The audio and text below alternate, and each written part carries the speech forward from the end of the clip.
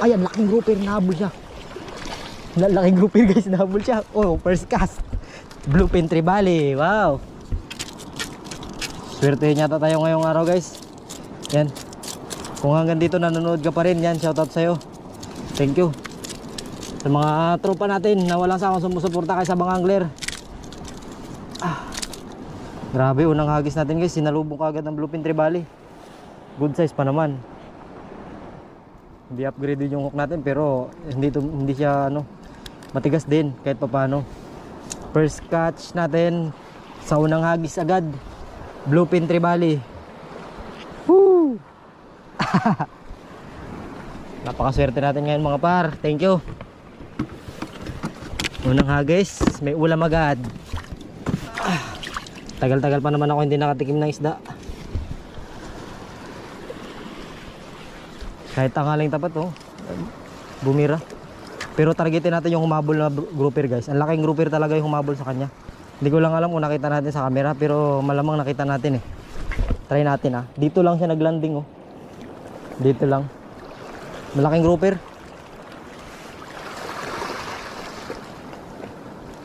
Ito na yun. Ito na yun guys. Ito na yung sinasabi ko na humabol.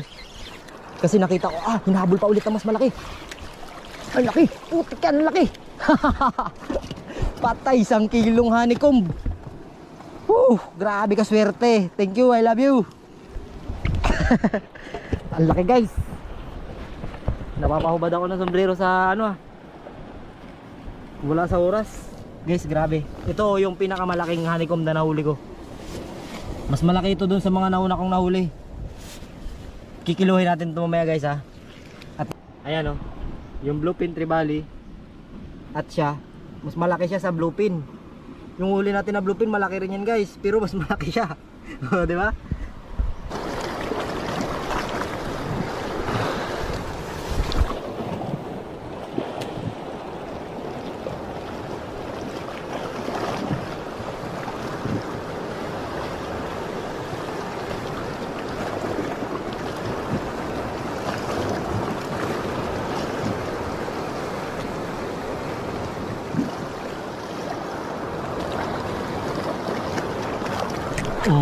Fish on. Snapper, malaki rin. Snapper, malaki rin guys Sabi ko sana yung mga tambay-tambay lang na lapu-lapu yung dadalihin natin ay siya yung kumain. Magandang klaseng snapper to guys. Ito yung snapper na hindi pumapayat. Permis lang tumataba.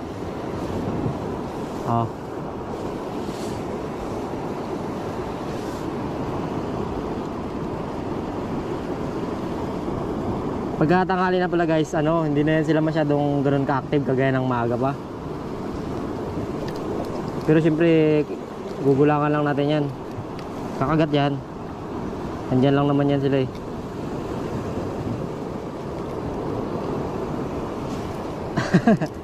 Diyan ka lang muna.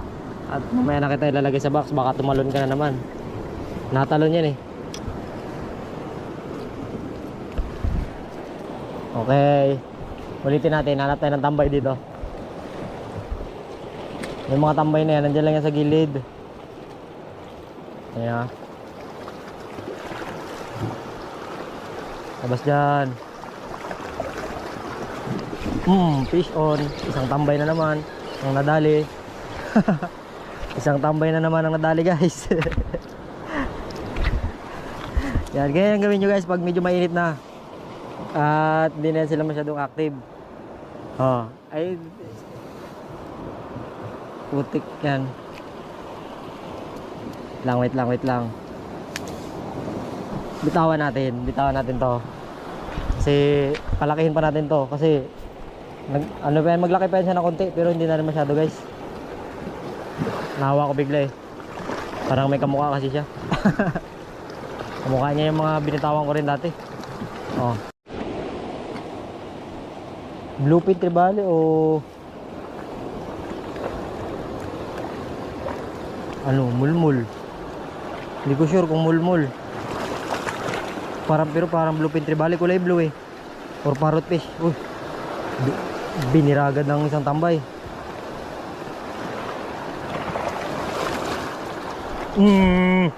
Ayun na. Ay, natanggal. Ang laki sana guys. Ang laki sana. Pero alam ko yan, kabisado ko yan. Nakakainin niya pa rin yan. Hala, kinain niya pa rin talaga guys. Grabe. Isa pa at hindi yan nadadala. Hindi yan nadadala. Kagatin mo. Ah, kumapal na. Kumapal na sila. Kumapal na sila guys. Yun na. Kinain niya. Iba na. Maori ras. Ang laki. Maori. Okay. Iba na yung kumagat. Pero ang daming isda sa ilalim guys. Sana mapakagat natin yun. Kita nyo kaya sa camera? Oy.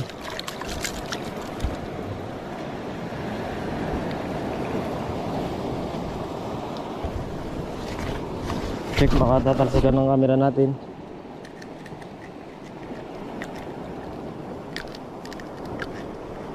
Yun, Maori. Maori ras, triple tail. Ang dami guys, kumapal sila dito.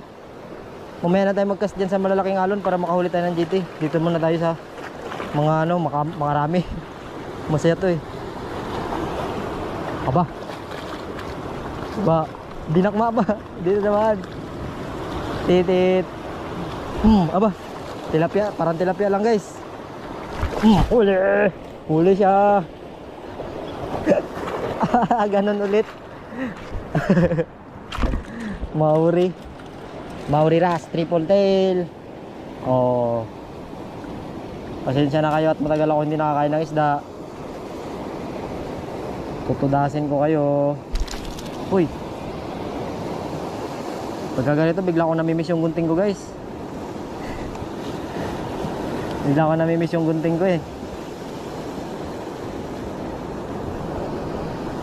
Grabe, kabababa lang natin dito. Ginaratrat tayo kagad ng mga isda. Oh. Marami kagad tayo nahuli guys. Kabababa pa lang natin dito. Nakarating pa lang natin eh.